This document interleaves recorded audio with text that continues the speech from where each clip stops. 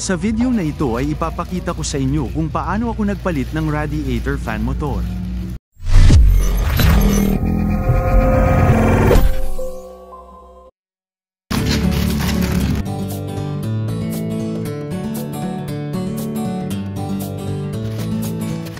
Una sa lahat ay kailangan ko munang palitan ang nasunog na radiator fan fuse. Nasunog kasi ito nung nag-fail ang radiator fan motor. Nasa screen mo ang product link nito.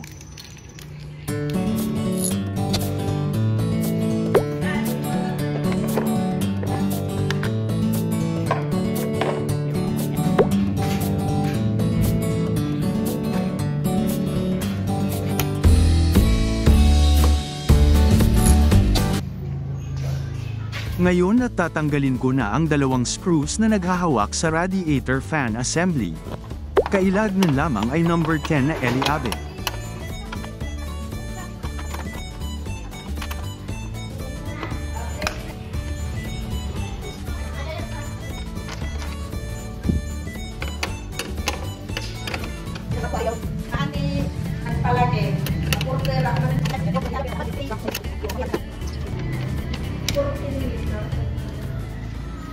Tatanggalin ko yung coolant pero para hindi sayang isi-save ko na lang yung coolant na yan, no?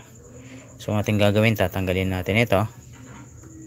Ayan, yung kanyang hose clamp. Ayan, tanggalan natin yan. Dahan-dahan lang natin tanggalin, i-unplug kasi pagka binigla mo yan baka maputol yung plastic niya kasi ano lang yan guys ayan. Ito kasi plastic lang ito. So pag binigla mo yan baka maputol. Another problem na naman. Okay, there you go. So tanggalan natin siya. Sunod nating tanggalin ay itong radiator fan connector, power connector.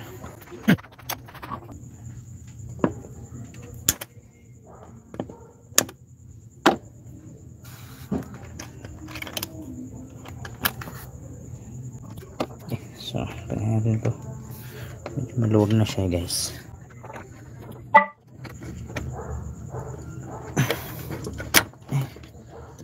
Natatanggal pala to.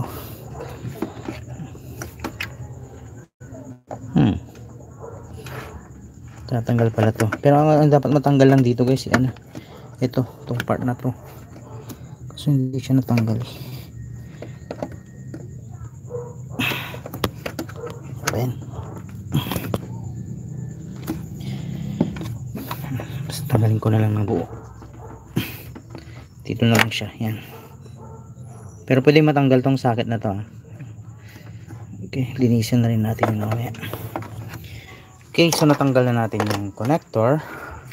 Tanggalin natin yung connector ng EIC valve para hindi siya masagi-sagi mamaya. Okay, so natanggal na natin yung dalawang screws na nag-hold doon sa ating cooling fan, no?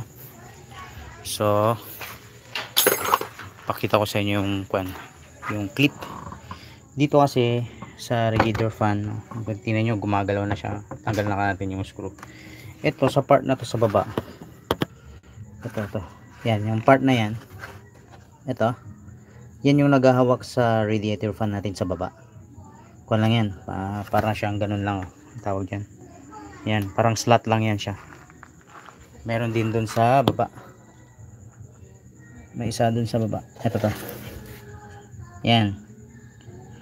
So technically pag tinanggal natin yung fan pataas, pag ganun, yan, aangat na yan. Aangat na.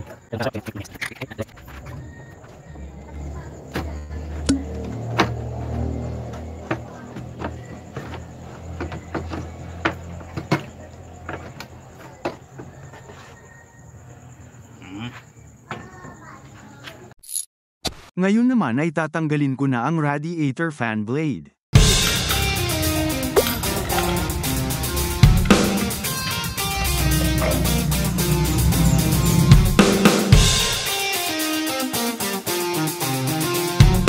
Heto na ngayon ang pagtanggal ng busted radiator fan motor. Ginamitan ko lang ito ng Phillips screwdriver.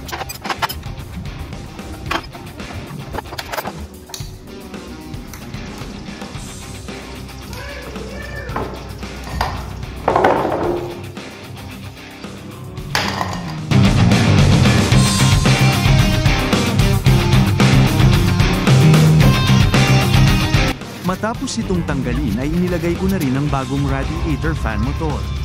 Original Denso nga pala ito guys. Kung gusto mo rin bumili, nariyan sa iyong screen ang product link na ito.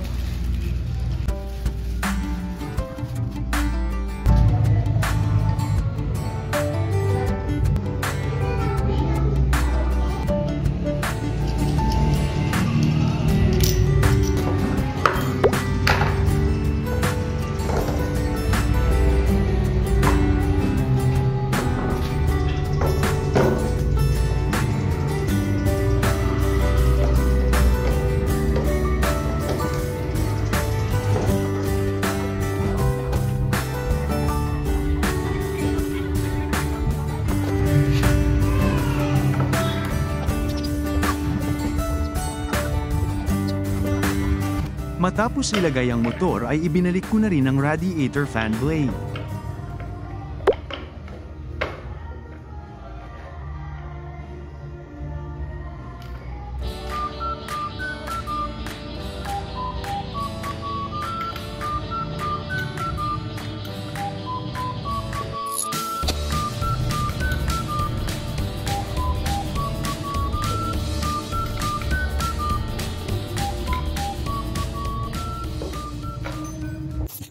Okay, so ngayon guys, pwede na nating ibalik yung radiator fan.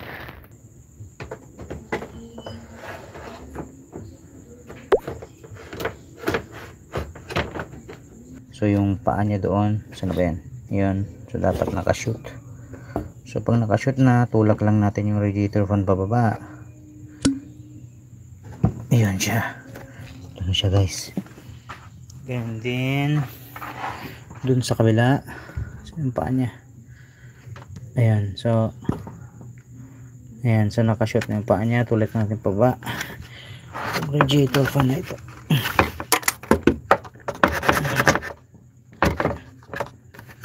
Ayan, so nakashoot na siya. Ayan, so nakalagay na guys. Susunod natin gagawin, lagyan natin itong AIC socket. Kamakalimutan kasi natin. Ayan. Then sa uli natin itong fan connector nya. Ayan siya dito. Then yung kabila. Ayan. Okay. Naka-set na yan, no? So ilalagay na lang natin yung screw, babalik na lang natin.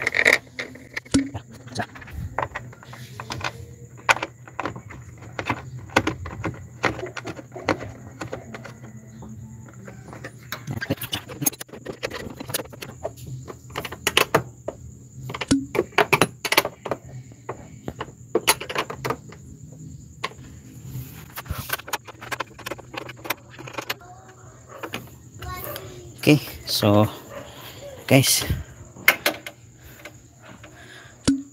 ayan, so maayos na yung ating fan. Ibabalik na lang natin yung coolant kanina.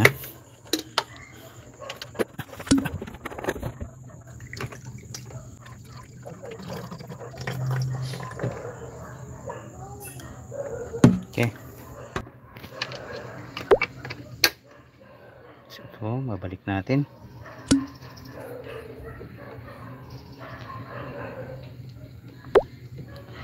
Ayan.